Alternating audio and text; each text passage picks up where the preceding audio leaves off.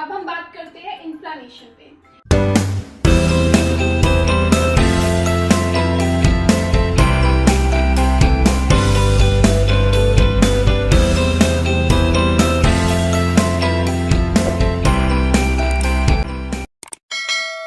तो इन्फ्लामेशन क्या है? It is a defensive process that a living body initiates against a local tissue damage.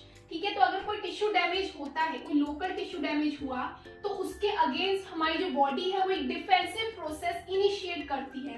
Okay, तो इसको बोलते हैं इन्फ्लामेशन। आपको एक और चीज ध्यान रखनी है कि अगर कहीं भी किसी भी टिश्यू में इन्फ्लामेशन होता है तो उधर हम सफिक्स कौन सा यूज करते हैं? आइटिस। जैसे कि आपने सुना होगा एंट्राइटिस। एंट्राइटिस, एंट्राइटिस क्या था? इंटेस्टाइन में इन्फ्लामेशन। तो इधर क्या सफिक्स यूज हुआ है? आइटिस। ओके, देन हम आते हैं there are 5 cardinal sign of inflammation. तो जब इन्फ्लामेशन होता है इसके कुछ साइंस होते हैं, तो ये 5 साइंस है। तो इसमें आपको ध्यान रखना, जो शुरू के जो 4 है ना, ये दिए थे एक साइंटिस्ट है जिनका नाम है कॉर्नेलियस सेल्सस। और ये जो 5th कार्डिनल साइन है, it is given by the Rudolf Virchow. ठीक है, तो ये 2 साइंटिस्ट थे। शुरू के जो 4 है, ये शुरू के जो 4 कार्डिनल साइन है, ये कॉर्नेलियस सेल्सस ने दिए थे, और ये जो लास्ट वाला है 5th, ये दिया था रुडोल्फ विर्शॉ। ठीक है, अब अगर आप देखें तो कैलोर क्या है, इसका मीनिंग अगर आप सिंपल वे में देखें तो ये होता है टेम्परेचर, रूबर रेडनेस, ट्यूमर हम बोलते हैं स्वेलिंग को, then dolor pain and functional is a loss of function. ठीक है, तो ये आपको याद होने चाहिए, ये सीक्वेंस वाइज याद होने चाहिए, कैलोर, रूबर, ट्यूमर, डॉलर एंड फंक्शनलाइजा। तो ये थे 5 कार्डिनल साइन। अब अगर इन्फ्लामेशन के टाइप्स देखें, सो देयर आर 3, और यू कैन से कि there are several type of inflammation. तो कौन कौन से होते हैं? Acute, subacute, chronic and peracute भी होता है। ठीक है, तो अभी हम देखते हैं जो पर एक्यूट होता है ना, उसका जो ड्यूरेशन होता है वो एक्यूट से छोटा होता है, एक्यूट से कम होता है। ठीक है, एक्यूट जो है इसका ड्यूरेशन क्या होता है? फ्यू डेज टू वीक्स, कुछ दिन भी लग सकते हैं, कुछ हफ्ते भी हो सकते हैं। सब एक्यूट का अगर आप देखें, so it can goes up two weeks और मंथ। ठीक है, इसका जो ड्यूरेशन है एक्यूट से थोड़ा ज्यादा होता है। क्रॉनिक की बात करते हैं तो इट कैन इसका जो ड्यूरेशन है वो मंथ से लेकर ईयर तक भी जा सकता है। ठीक है, और आपको अगर सेल्स का एक चीज ध्यान रखना है कि जो एक्यूट है ना, एक्यूट में है ना जनरली न्यूट्रोफिल्स इन्वॉल्व होते हैं, एक्यूट एंड सब एक्यूट दोनों में। एंड क्रॉनिक की बात करें तो उसमें मोनोन्यूक्लियर सेल्स इन्वॉल्व होते हैं। ठीक है, mononuclear cells in chronic inflammation. अब है ना, जब अभी नेक्स्ट पे आते हैं, there are changes in microcirculation in during inflammation. तो अगर इन्फ्लामेशन होता है, कोई इंजरी हो गई, तो माइक्रो सर्कुलेशन में क्या चेंज आएगा? माइक्रो सर्कुलेशन मींस कि कैपिलरी लेवल पे क्या चेंज आएगा, जो कैपिलरीज होती है उनमें क्या क्या चेंज आएगा। तो हमने इसको फेजेस में डिवाइड किया है, first phase, second phase and third phase. तो टोटल 3 फेज होते हैं। तो स्टार्टिंग में क्या होगा, मान लो कि अगर कोई इंजरी हुई, फिर क्या होगा? इन्फ्लेमेटरी सेल्स आएंगी। तो कैसे कैसे चेंजेस आएंगे? पहला तो क्या होगा कि देयर इज वेसोकॉन्स्ट्रिक्शन। तो जो वेसल्स है, जो कैपिलरीज, इनमें क्या होगा? कॉन्स्ट्रिक्शन होगा। अब ये जो कॉन्स्ट्रिक्शन है सब में होगा, आर्टेरियोल्स, वेन्यूल्स या कैपिलरीज, सब में क्या होगा? वेसोकॉन्स्ट्रिक्शन। उसके बाद फिर सेकंड फेज आता है वेसोडाइलेशन। तो उसमें यही कि जितने भी जो वेसल्स हैं उनका क्या हो जाएगा? ये लोग डायलेट हो जाएंगे ये सब। And third phase is vasodilation of capillaries and arterioles and vasoconstriction of venules. तो इसमें शुरू में तो क्या होगा? वेसोडाइलेशन होगा, किनका? कैपिलरीज का और आर्टेरियोल्स का। और फिर वेन्यूल्स का क्या होगा? वेसोकॉन्स्ट्रिक्शन। तो ये आपको ध्यान रखना है कि ये तीनों फेज कैसे आप याद रखेंगे। सबसे पहले तो क्या होगा? पूरे जितने भी वेसल्स है सबका वेसोकॉन्स्ट्रिक्शन होगा, देन वेसोडाइलेशन, और उसके बाद वेसोडाइलेशन तो किसका होगा? कैपिलरीज का एंड आर्टेरियोल्स का। थर्ड फेज की बात कर रहे हैं। और जो वेसोकॉन्स्ट्रिक्शन है वो होगा वेन्यूल्स का। ठीक है, तो ये ध्यान रखिएगा कि माइक्रो सर्कुलेशन में क्या चेंजेस आते हैं, मतलब एट द कैपिलरी लेवल क्या क्या चेंजेस आते हैं। ये फेजेस में डिवाइड होते हैं। देन हम बात करते हैं इवेंट्स ऑफ इन्फ्लामेशन। तो there are basically 2 events, vascular events and cellular events. तो 2 इवेंट्स होते हैं, वेस्कुलर एंड सेलुलर। अभी हम बात करते हैं, ये जो डायग्राम आप देख रहे हैं ये सेलुलर इवेंट का है डायग्राम। तो ये एंडोथीलियल ऑफ कैपिलरी है। कैपिलरी ऑफ जो वेसल है उसका क्या है? एंडोथीलियल है। तो ये एंडोथीलियल सेल्स देख रहे हैं आप, ये पूरी एंडोथीलियल सेल्स हैं।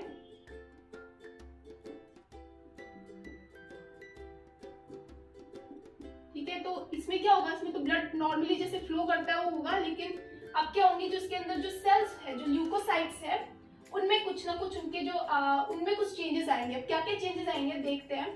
तो क्या होगा, जो सेल्स है वो क्या करेंगी, माइग्रेशन और रोलिंग, माइग्रेट करेगी, जहाँ पे इन्फ्लामेशन हुआ उस जगह पे क्या होगा, ये उधर जाएंगी, तो उसका भी प्रोसेस होता है। तो क्या होगा, सेल्स का पहले माइग्रेशन होगा एंड रोलिंग, देन ल्यूकोसाइट अडेशन, ये जो वॉल सही थे जाके ये अडेशन हो जाएगा, इनका मतलब चिपक जाएंगी। देन क्या होगा, ल्यूकोसाइट ट्रांसमाइग्रेशन और कीमोटैक्सिस, तो ये क्या करेंगे, माइग्रेट कर जाएगी, ये इस वेसल से बाहर निकल जाएगी। ठीक है, तो ये तीन याद रखना है, migration and rolling, leukocyte adhesion and leukocyte transmigration. उसके बाद वस्कुलर इवेंट्स में क्या चेंज होगा, so there is alteration in the calibre and vascular flow.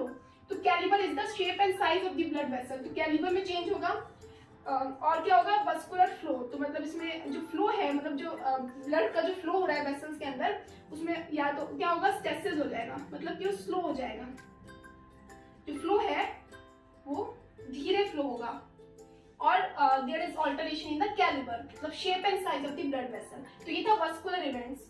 तो ये अभी हमने देख लिया, दोनों इवेंट्स देख लिए, cellular events and vascular events. Then अब सेलुलर इवेंट्स के अंदर ये दो और चीजें आती है, कीमोटैक्सिस एंड फैगोसाइटोसिस। तो कीमोटैक्सिस क्या होता है, it is the migration of inflammatory cells towards attractive agent. ठीक है, तो कोई भी अट्रैक्टिव एजेंट है या इंजीरियस एजेंट है, उसके टुवर्ड्स जो इन्फ्लेमेटरी सेल्स क्या करती है, माइग्रेट करती है। तो अभी हमने इधर भी देखा था कि ये जो सेल्स क्या कर रही है, इनका क्या हो रहा है, ट्रांसमाइग्रेशन। ठीक है, तो यही होता है कीमोटैक्सिस। देन फैगोसाइटोसिस, तो फैगोसाइटोसिस के भी कुछ इवेंट्स होते हैं। तो उसमें पहला तो क्या होगा, जो सेल्स है, जो फैगोसाइटोस करने वाली सेल्स है, ये मैक्रोफेजेस है, वो क्या करेंगी, दे विल इसमें क्या होगा, रिकॉग्निशन एंड अटैचमेंट। तो रिकॉग्निशन एंड अटैचमेंट होने के बाद then engulfment and third step is the killing and degradation. ठीक है, तो फैगोसाइटोसिस की 3 स्टेप्स होते हैं, तो ये आपको ध्यान रखना है। तो ये था इन्फ्लेमेशन के बारे में। अब हम देखते हैं हीमोडायनेमिक डिसऑर्डर्स। हीमोडायनेमिक डिसऑर्डर्स के अंदर हम क्या देखेंगे, पहले तो हम देखते हैं हाइपरेमिया और कंजेशन। उसके बाद इसमें डिफरेंस की दे रखा है, तो डिफरेंस हम देखते हैं। हाइपरेमिया क्या है, एक एक्टिव प्रोसेस है, और कंजेशन क्या है, एक पैसिव प्रोसेस है। एक्टिव प्रोसेस इसलिए है क्योंकि जो इसमें जो पर्टिकुलर टिश्यू होता है, उधर ब्लड फ्लो क्या हो जाता है, इंक्रीज हो जाता है, ज्यादा अमाउंट में ब्लड आता है। ऐसा कब होता है, जब ड्यूरिंग एनी स्ट्रेनस एक्सरसाइज, तो उस केस में जो मसल्स है उसको ज्यादा ब्लड की जरूरत होती है। ठीक है, तो उस केस में जो ब्लड का फ्लो क्या होता है, बढ़ जाता है, इसको बोलते हैं hyperaemia, and that's why it is known as active process. Congestion में क्या होगा, ये एक पैसिव प्रोसेस है, क्योंकि इसमें क्या होता है कि आगे मान लो कोई ब्लॉकेज हो गई वेसल के अंदर, तो जो टिश्यू है उसके अंदर ब्लड का क्या हो जाएगा, एक्यूमुलेशन हो जाएगा। तो ब्लड तो इंक्रीज हुआ, लेकिन पैसिव तरीके से इंक्रीज हुआ, that's why it is a passive process. इसमें टिश्यू इज रेडिश, तो जो टिश्यू रेड कलर का दिखेगा, here tissue will be bluish red in colour. Bluish red क्यों होगा, क्योंकि ये ऑक्सीजन कम होगा इस ब्लड के अंदर। Then third point, it is oxygenated blood, and here congestion में क्या होगा, deoxygenated venous blood।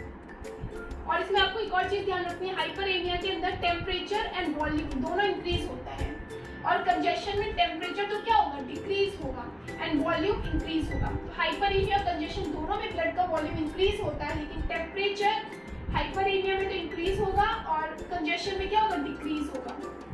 Enhanced function, तो इसमें क्या होगा, जब ज्यादा ब्लड का फ्लो होगा तो फंक्शन क्या होगा, एनहांस्ड होगा। और एक ब्लड फ्लो कब हो रहा है, जब ज्यादा बॉडी को रिक्वायरमेंट है, जो उस पर्टिकुलर टिश्यू में ज्यादा डिमांड है ब्लड की, तो इंक्रीज होता है, और फंक्शन क्या होता है, एनहांस्ड होता है। और कंजेशन में क्या हो गया, डिक्रीज फंक्शन, तो जो फंक्शन है वो क्या होगा, डिक्रीज होगा। ठीक है, तो ये इसका डिफरेंस है इन दोनों में, तो ये आपको अच्छे से याद होने चाहिए। अब हम आते हैं नेक्स्ट, हिमरेज। तो हिमरेज क्या होता है, it is the extravasation of blood due to vessel rapture.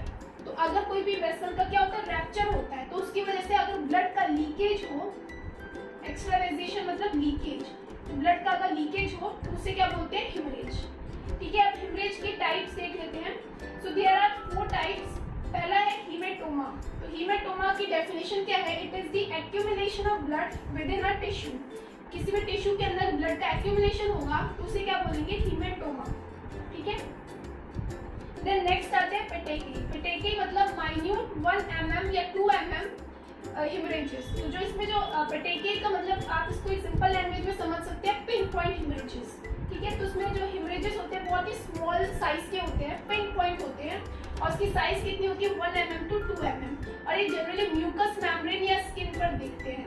ठीक है, इसके बाद थर्ड आते हैं पुरपुरा। पुरपुरा का जो साइज है इट इज ये इसमें क्या होगा, हेमरेजेस की साइज होगी अराउंड 3 mm के अराउंड होगी। एंड देन आते हैं नेक्स्ट इकाइमोसिस। तो इकाइमोसिस क्या है, दे आर लार्जर। तो इसकी जो साइज होती है हेमरेजेस की, they can be 1 to 2 centimetre. ठीक है, और आपको एक और चीज ध्यान रखनी है कि जो इकाइमोसिस है वो उसके अंदर ये क्या होता है, जनरली सबक्यूटेनियस हीमेटोमा। इसको हम सबक्यूटेनियस हीमेटोमा भी बोलते हैं क्योंकि इसमें हेमरेजेस सबक्यूटेनियस में होता है। ठीक है, तो ये थे 4 टाइप्स हेमरेजेस के। देन हम आते हैं नेक्स्ट टॉपिक, एडिमा। एडिमा आपने सबने सुना होगा, एडिमा क्या होता है। तो it is basically accumulation of protein poor fluid in the interstitial spaces and body cavities. तो जो इंटरस्टिशियल स्पेसेस है या जो बॉडी कैविटीज है, अगर उसके ना फ्लूइड का क्या हो जाए, एक्यूमुलेशन हो जाए, फ्लूइड का एक्यूमुलेशन, और वो जो फ्लूइड है should be protein poor fluid. ठीक है, तो उसको हम क्या बोलेंगे, एडिमा। अब ये आपने 2 वर्ड सुने होंगे, ट्रांसक्यूडेट एंड एक्सुडेट। ठीक है, तो ये आप याद कर लीजिए। ट्रांसक्यूडेट होता है प्रोटीन पुअर फ्लूइड को बोलते हैं, protein poor fluid, and exudate मतलब प्रोटीन रिच फ्लूइड। ठीक है, तो इन दोनों का ये साइंटिफिक टर्म है, transudate protein poor fluid and exudate protein rich fluid. ठीक है, अब हम एडिमा के टाइप्स देखते हैं। तो एडिमा के ये 2 टाइप्स होते हैं, या तो लोकलाइज्ड होता है या जनरलाइज्ड। लोकलाइज्ड मतलब कि किसी लोकल एरिया में, पर्टिकुलर एरिया में, जैसे इसके एग्जांपल है ब्रेन एडिमा या लंग एडिमा। ठीक है, तो ये है लोकलाइज्ड के एग्जांपल। देन जनरलाइज्ड की बात करें तो उसमें आता है एनार-सार्का। ठीक है, एनार-सार्का ये बहुत ही इंपॉर्टेंट है, ये अधिकतर ही एग्जाम में पूछते हैं इसकी डेफिनेशन। तो इसका अगर आप सिंपलेस्ट वे में देखें तो इसे क्या बोलते हैं, जनरलाइज्ड एडिमा। ठीक है, जनरलाइज्ड एडिमा को एनार-सार्का बोलते हैं। तो इसके टाइप्स होते हैं। फर्दर एडिमा के और भी टाइप होते हैं अगर देखा जाए तो dependent oedema, renal oedema, periorbital oedema and pitting oedema. ठीक है, तो ये 4 टाइप्स के होते हैं। डिपेंडेंट एडिमा कब होता है, it is in case of the congestive heart failure. It is in case of congestive heart failure.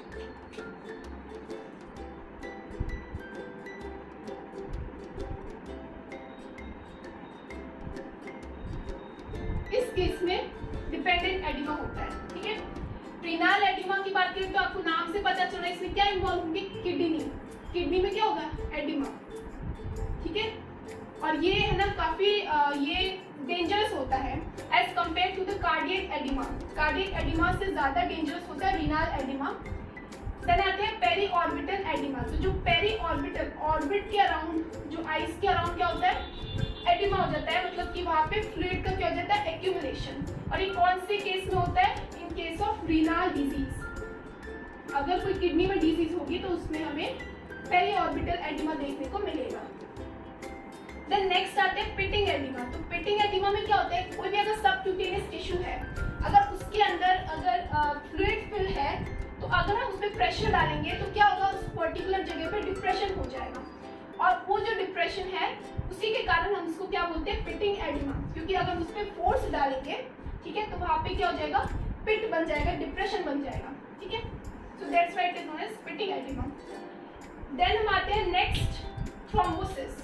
Thrombosis क्या है, thrombosis is the formation of clot. It is the formation of clot of blood in vascular system in the wall of the blood vessel। ठीक है, तो blood vessel की wall में क्या होगा, clot का फॉर्मेशन।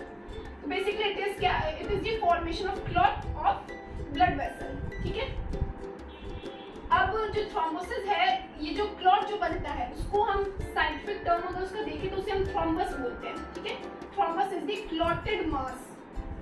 तो ये था थ्रोम्बोसिस के बारे में। तो अब थ्रोम्बोसिस का हम क्लासिफिकेशन देख लेते हैं।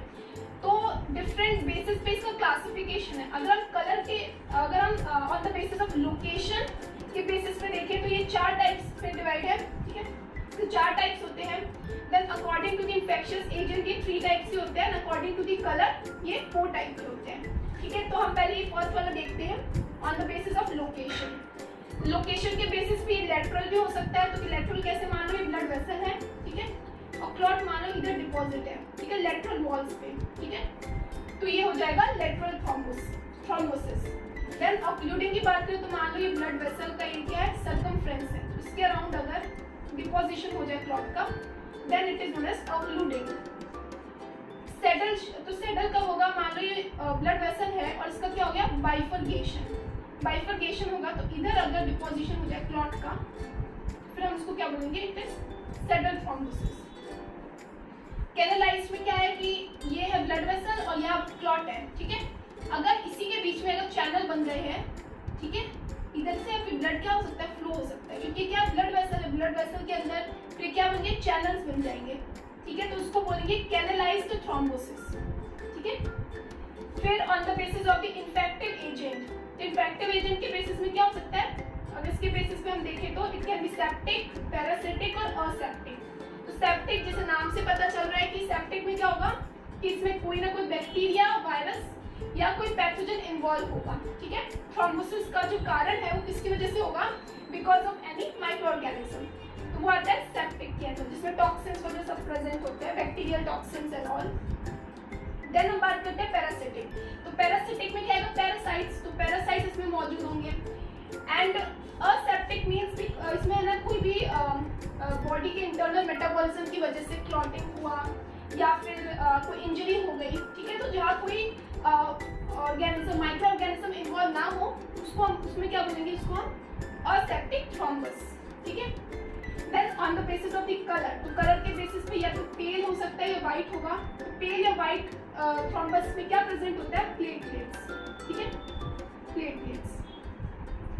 अगर रेड थ्रोम्बस की बात करें तो उसमें प्लेटलेट्स एंड फिब्रिन दोनों प्रेजेंट होंगे, प्लेटलेट्स प्लस फिब्रिन। मिक्स की बात करें तो मिक्स के अंदर ये दोनों टाइप के होते हैं, मिक्स के अंदर व्हाइट थ्रोम्बस भी मिलेगा और रेड थ्रोम्बस भी मिलेगा, ठीक है। देन लैमिनेटेड की बात करें तो उसमें लैमिना होगा, जैसे ये मान लो ये रेड थ्रोम्बस मिला, फिर white, then red, then white, तो ऐसे लैमिना या लेयर्स बन जाएगी, ठीक है, इसको क्या बोलेंगे, लैमिनेटेड थ्रोम्बस, ठीक है। तो ये था हीमोडायनेमिक डिसऑर्डर्स। अब हम नेक्स्ट चलते हैं, चलिए फिर हम आगे देखते हैं एम्बोलिज्म। तो एम्बोलिज्म में क्या होता है, एम्बोलस मिलता है, तो हम एम्बोलस के बारे में देखते हैं। Embolus is detached intravascular solid liquid और gaseous mass that is carried by the blood to the site distant from the origin, ठीक है। तो आपको इसमें क्या देखना है कि ये जो एम्बोलस है ये क्या होता है, it is a detached intravascular, ठीक है, और ये क्या, it can be solid, liquid और गैस, ठीक है, ये कोई भी फॉर्म में हो सकता है, and it is carried to a place distant from origin, तो जहाँ इसका ओरिजिन हुआ वहां से ये ब्लड के थ्रू डिस्टेंट प्लेसेस तक जाता है, ठीक है। तो ये थी एम्बोलस की डेफिनेशन, और इस प्रोसेस को क्या बोलते हैं, एम्बोलिज्म। अब हम इसका क्लासिफिकेशन देखते हैं, तो इसके 4 टाइप्स होते हैं, thromboembolism, fat embolism, air embolism and amniotic fluid embolism, ठीक है। तो थ्रोम्बोएम्बोलिज्म में आपको समझ आ रहा है थ्रोम्बस, तो जो थ्रोम्बस है, जो क्लॉटेड मास है, उसका पार्ट क्या होगा, डिटैच होगा एंड वो फिर ब्लड सर्कुलेशन में मूव करेगा, तो this is the most common, ठीक है। देन फैट एम्बोलिज्म, तो ये आपको नाम से पता चल रहा है फैट, तो उसमें जो फैट है, जो कोई भी फैट का जो पार्ट है वो ब्लड में क्या होगा, मूव करेगा। एयर एम्बोलिज्म में एयर बबल मूव करेगा। देन एमनियोटिक फ्लूइड एम्बोलिज्म, तो इसमें क्या होता है कि जो एमनियोटिक फ्लूइड है, एमनियोटिक फ्लूइड क्या होगा, वो प्लासेंटा के अंदर एंटर कर जाएगा, ठीक है, किसी के भी थ्रू, मान लो कोई इंजरी हो गई या कोई इन्फेक्शन हो गया, तो जो ये एमनियोटिक फ्लूइड जो है उसका एक वो मास बन जाएगा एंड वो फिर क्या होगा, जो मदर का जो ब्लड है उसमें फ्लो करेगा, ठीक है, तो उसको बोलते हैं एमनियोटिक फ्लूइड एम्बोलिज्म। अब इसमें आपको देखना है कि एक चीज ध्यान रखनी है कि थ्रोम्बोसिस और एम्बोलिज्म, ये जो दोनों टर्म्स है ना, ये साइंटिस्ट ने दिया था जिनका नाम है रुडोल्फ फिट्जशॉ, ठीक है, तो रुडोल्फ फिट्जशॉ ने ये दोनों टर्म्स दी थी।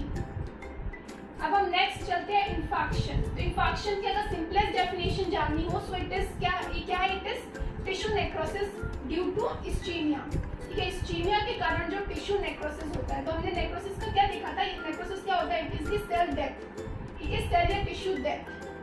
अब इस्चीमिया क्या है, इस्चीमिया मतलब कि अगर कोई पर्टिकुलर टिश्यू में ब्लड सप्लाई नहीं हो रही है, ठीक है, तो अगर ब्लड सप्लाई नहीं होगी तो उसकी ऑक्सीजन डिमांड पूरी नहीं हो पाएगी, ठीक है, तो यही होता है इस्चीमिया, ठीक है, इनएडिक्वेट ब्लड सप्लाई। तो इनएडिक्वेट ब्लड सप्लाई की वजह से टिश्यू में क्या हो जाएगा, नेक्रोसिस, और इसको हम फिर क्या बोलेंगे, इन्फाक्शन बोलते हैं। ठीक है, अभी दो टाइप के होते हैं, it can be either red और वाइट। ठीक है, तो रेड को हम हेमोरेजिक भी बोलते हैं। इसमें क्या होता है, वेनस का ऑक्लूजन। ठीक है, तो अगर वेनस का ऑक्लूजन होगा फिर क्या होगा, जो ब्लड है वो एक जगह डिपॉजिट हो जाएगा, फिर वो कैसा अपीयर करेगा, रेड कलर का। ठीक है, तो आपको पता है वेनस क्या करता है, डीऑक्सीजनेटेड ब्लड को क्या बाहर लेके आता है। ठीक है, तो अगर उधर ऑक्लूजन हो जाएगा तो उसके जो आगे वाली टिश्यू है वहाँ पे क्या होगा, ब्लड इकट्ठा हो जाएगी, तो इसलिए हम इसको हेमोरेजिक भी बोलते हैं। ठीक है, देन वाइट की बात करें तो आर्टीरियल ऑक्लूजन। जैसे आर्टीरियल ऑक्लूजन मतलब इसमें आर्टरीज में क्या हो जाएगा, मान लो कि है ना, ये है ना ब्लड कोई टिश्यू है। ठीक है, इस टिश्यू के अंदर ये जो आर्टरी ब्लड सप्लाई कर रही है, अगर इधर कोई ऑक्लूजन हो गया, ठीक है, तो ये जो प्लेस है यहाँ पे कोई भी यहाँ पे ब्लड सप्लाई नहीं हो पाएगी इस टिश्यू में, तो ये कैसा कलर का दिखेगा, it will appear as white. ठीक है, तो इसे क्या बोलते हैं, वाइट, इसे क्या बोलते हैं, आर्टीरियल ऑक्लूजन और वाइट इन्फाक्शन भी बोलते हैं। ठीक है, तो इन्फाक्शन दो टाइप के, तो रेड इन्फाक्शन और वाइट इन्फाक्शन।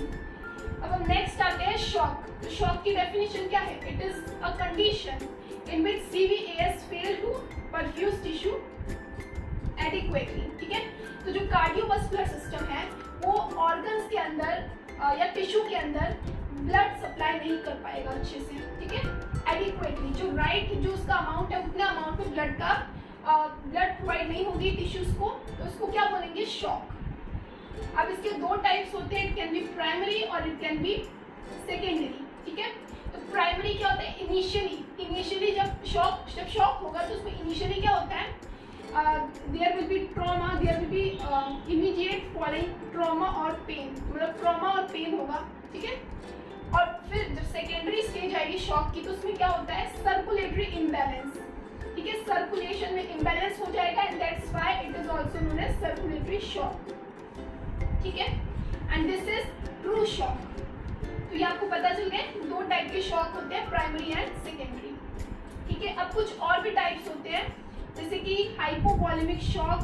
तो हाइपोवॉल्यूमिक, जैसे आपको नाम से पता चल रहा है, इसमें ब्लड का जो वॉल्यूम है वो क्या होगा, डिक्रीज होगा, ब्लड का वॉल्यूम क्या होगा, डिक्रीज। और न्यूरोजेनिक शॉक में क्या होता है कि इसमें जो पेरिफेरल वेसोडाइलेशन होगा। ठीक है, और there will be cooling of the blood की क्या हो जाएगी, कूलिंग। देन कार्डियोजेनिक शॉक, तो कार्डियोजेनिक में क्या होगा कि जो इसमें हार्ट फेलियर होता है, जो हार्ट है वो अच्छे से जो ब्लड का जो पंपिंग होता है वो नहीं कर पाएगा, there will be heart failure. Then septic shock की बात करें तो उसमें क्या होगा, कोई भी इन्फेक्शन हुआ। ठीक है, तो इन्फेक्शन होने के कारण टॉक्सिन्स रिलीज हुए, टॉक्सिन रिलीज होने की वजह से माइक्रो सर्कुलेशन में इम्बैलेंस हुआ, और इससे फिर क्या होगा, जो पेरिफेरल रेजिस्टेंस है, पेरिफेरल रेजिस्टेंस का क्या हो जाएगा, there will be decrease in the peripheral resistance. ठीक है, तो पेरिफेरल रेजिस्टेंस क्या होता है, तो पेरिफेरल रेजिस्टेंस का मतलब होता है, मान लो ये आर्टरीज हैं, तो आर्टरीज है ना कॉन्ट्रैक्ट होती है ताकि जो ब्लड है वो क्या करे, फ्लो करे। लेकिन अगर पेरिफेरल रेजिस्टेंस अगर कम हो जाएगा तो आर्टरीज क्या कर जाएगी, डायलेट कर जाएगी, और ब्लड का जो फ्लो है वो क्या हो जाएगा, स्लो हो जाएगा। ठीक है, तो उसकी वजह से टिश्यूज में जितना अमाउंट में ब्लड चाहिए वो अच्छे से नहीं मिल पाएगा। देन हम आते हैं एनाफाइलेक्टिक शॉक। तो एनाफाइलेक्टिक शॉक में एंटीजन या एंटीबॉडी के इंटरेक्शन की वजह से अगर पेरिफेरल रेजिस्टेंस अगर डिक्रीज होता है, पेरिफेरल रेजिस्टेंस अगर डिक्रीज होगा, then it comes under anaphylactic shock. ठीक है, तो ये थे डिफरेंट टाइप्स ऑफ शॉक। तो होप कि आपको ये पूरा हीमोडायनामिक डिसऑर्डर समझ में आया हो।